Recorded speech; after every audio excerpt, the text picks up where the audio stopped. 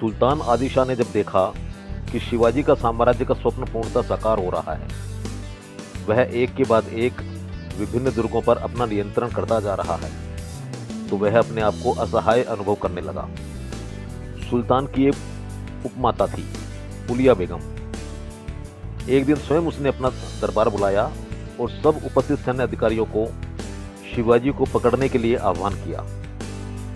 तब एक लंबा चौड़ा हट्टा कट्टा सेनापति अफजल खान ने इसकी जिम्मेवारी ली।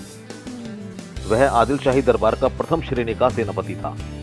वह जितना पराक्रमी था उतना ही क्रूर और कपटी भी था। सुल्तान ने 25,000 सैनिकों को एक सशक्त सेना के साथ भेजा। सबसे पहले अफजल खान ने तुलजापुर की देवी का मंदिर नष्ट किया।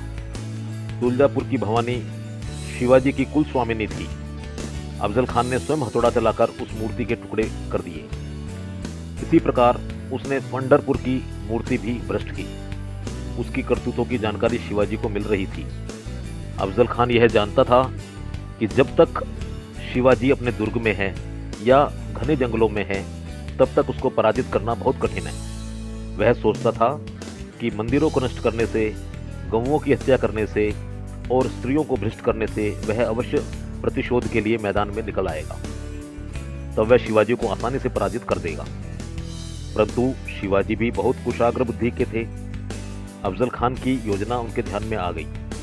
किला छोड़कर मैदान में युद्ध करने के लिए खान की ही विजय की संभावना रहेगी, यह वह भली बात ही जानते थे। अतः उन्होंने प्रतापगढ़ जाने का निश्चय किया। जावली के घने जंगल में प्रतापगढ़ नाम का वह दुर्ग उन्होंने नया नया बनवाया था। किसी प्रकार खान को प्रतापगढ़ की ओर लाने के लिए तथा वहां उससे युद्ध करने के लिए शिवाजी ने योजना बनाई। इसी समय उन्होंने मां भवानी देवी के स्वप्न में दर्शन किए। देवी ने उन्हें आशीर्वाद दिया, विजय तुम्हारी होगी। अफजल खान की यह इच्छा थी कि शिवाजी प्रतापगढ़ से उतरकर मैदान में आ जाते। इस हेतु उन्होंने अपना एक दूत शिवाजी के पास भेजा। दूत को उसने बहुत सी सूचनाएं गुप्त रूप से दी थी। दूत शिवाजी के पास पहुंचा। बड़े सौम्य शब्दों में वह कहने लगा, खान साहब तो आपके पिताजी के बड़े मित्र हैं, वे किसी भी प्रकार आपका अहित नहीं करेंगे। आप चलें और उनसे मिलें।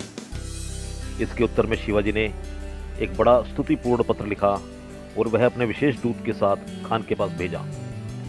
शिवाजी ने उस पत्र में इस प्रकार लिखा, आप तो मुझे चाचा के समान आदरणीय हैं। आप मुझे मेरे अपराधों के लिए क्षमा करें। उचित यह होगा कि प्रतापगढ़ आकर आप मेरा उद्धार करें और मुझे बादशाह के सम्मुख ले जाएं। शिवाजी के पत्र का नम्र वह प्रीतियुक्त भाव देखकर खान बुलावे में आ गया। शिवाजी का भेजा हुआ दूत बड़ा चतुर था। उसने खान के सामर्थ्य की बुरी बुरी प्रशंसा की और शिवाजी की भीरुता की खिल्ली उड़ाई। खान बहुत प्रसन्न हुआ। अपने दलबल के साथ खान जावली के जंगल में पहुंचा।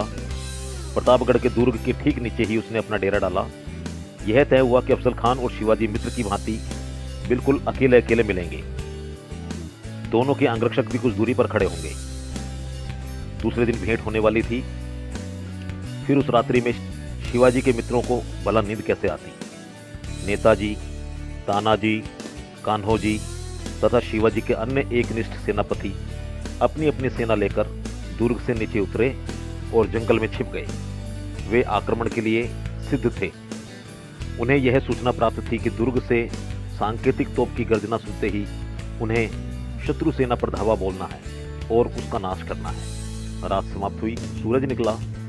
नित्य की भांति स्नान आदि से निवृत्त होकर शिवाजी ने भगवान शंकर की पूजा की। उन्होंने सिर पर शिरस्त्राण धारण किया तथा देह पर लोह कवच धारण किया। उनकी कमर में भवानी तलवार लटक रही थी और बाहु में बाघ नख भी था। भवानी मां का स्मरण करते हुए शिवाजी दुर्ग से नीचे उतरे और अफजल खान से मिलने चले। भेंट का स्थान पहाड़ी के मध्य में था। अफजल खान के शिविर से भेंट का स्थान दिखाई नहीं पड़ता था। खान शामियाने में आया और शिवाजी की राह देखने लगा। शिवाजी को देखते ही क्षण भर के लिए दोनों की नजरें मिली, जैसे कि दो मित्र एक दूसरे को आलिंगन में कस लेते हैं। उस प्रकार मिलने के लिए खान ने अपने दोनों लंबे भीमकाय हाथ पसारे। शिवाजी भी हाथ फैलाए आगे बढ़े। अफजल खान शिवाजी को अपनी भुजाओं में जकड़कर मारना चाहता था। उसी क्षण शिवाजी ने बागनख से खान के पेट पर ऐसा वार किया कि खान की आंतें बाहर निकल आई। खान ने भी वार किया, पर शिवाजी के लोह कवच ने उनकी रक्षा की। शिवाजी ने झपट कर अपनी तलवार चलाई। एक ही वार में खान का मस्तक कटकर धरती पर लुढ़क गया। शिवाजी ने अपनी तलवार पर उस मुंड को रखा और वे दुर्ग पर चढ़ने लगे। उसी क्षण दुर्ग में से तोपें चली और आकाश भेदी गर्जना होने लगी। उधर सिपाही सोच रहे थे कि अब तक खान ने शिवाजी को पकड़ ही लिया होगा। तब एकाएक शिवाजी के सैनिक उन पर चीते की फुर्ती से झपट पड़े।